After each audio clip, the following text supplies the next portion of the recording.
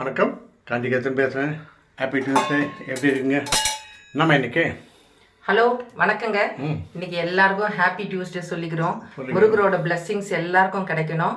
உங்களுக்காக நாங்களும் எங்களுக்காக நீங்களும் ப்ரேயர் பண்ணிக்கோங்க. இன்னைக்கு பிறந்த அத்தனை பிள்ளைகளுக்கும் பிறந்த பிள்ளைகளுக்கு பிறந்த நாள் வாழ்த்துக்கள் சொல்லிக்கிறோம். திருமண நாள் கொண்டாடுறவங்களுக்கு திருமண நாள் வாழ்த்துக்கள் சொல்லிக்கிறோம். இன்னைக்கு எல்லாரும் சந்தோஷமா ஜாலியா இன்னைக்கு டேவை என்ஜாயுங்க. வேலை கிடைக்கிறவங்களுக்கு, வேலை தேர்றவங்களுக்கு வேலை கொண்டாடி ஹாப்பியா இன்னைக்கு டே நாம செலிப்ரேட் பண்ணுவோம்.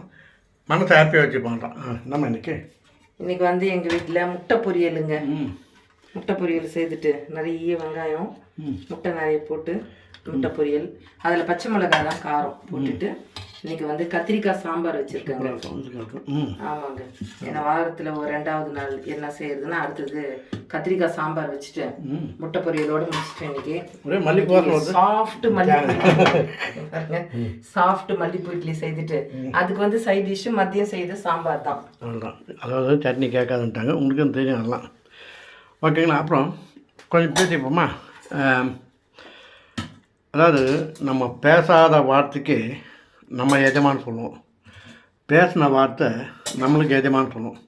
சில நேரத்தில் நம்ம என்ன பண்ணுறோம், ஒரு ஃபங்க்ஷன் போகிறோம், இல்லை ஒரு வெளியேட்டில் பேசும்போது ஜாலியாக பேசுகிறோம், ஒருத்தரை பற்றி கமெண்ட்ஸ் அடிக்கிறோம், எல்லாம் பேசுகிறோம். பேசிட்டு கடைசியில் ஐயோ இதெல்லாம் அவங்ககிட்ட சொல்லாத, யாரை பற்றி பேசணும் அவங்ககிட்ட சொல்லாதுன்னு சொல்லுவோம்.